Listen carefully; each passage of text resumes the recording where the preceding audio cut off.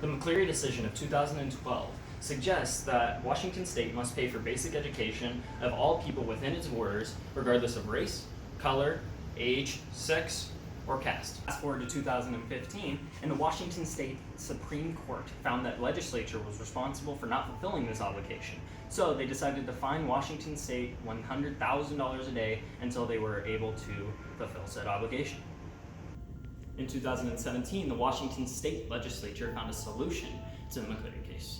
Their solution basically increased the amount of state taxes that would be funding schools, but put a cap on the levy tax that each district can put on its property tax in its area. Levies is basically a local tax that each district can put on its local property tax within its area, but taxpayers in the area can vote to pass or neglect. But for districts like Spokane Public Schools that relied on these levies, we had something like a $21 million decrease in our budget for next year.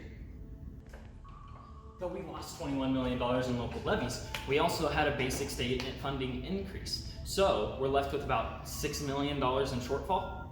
With shortcomings in cash for next year's school year, we're gonna have to make some real cuts to our staff.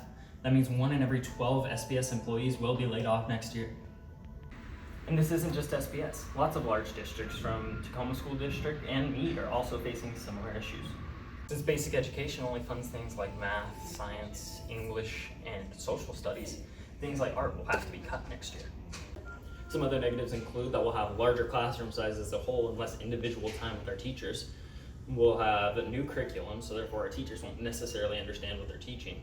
We'll have less support teachers for the students in need, and students will have less elective options, giving them less creative freedom. Now you, everyone watching this video, all the students and parents in the district are asking, where do we start rioting and who am I mad at? Is it John R.? Is it the state legislature?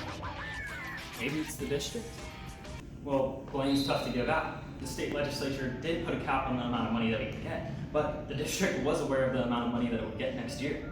I guess you could say the state is responsible for us not having enough money for things like drama and choir, but the district is responsible for the layoffs.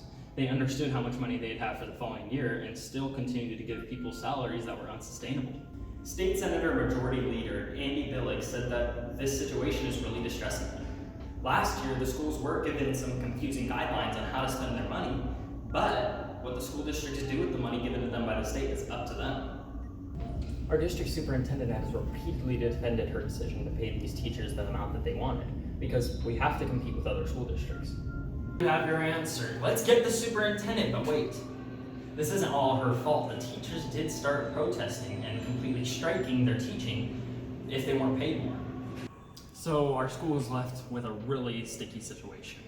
Our options were basically the teachers won't teach because they're not being paid enough, or the teachers are gonna get laid off because we pay them too much.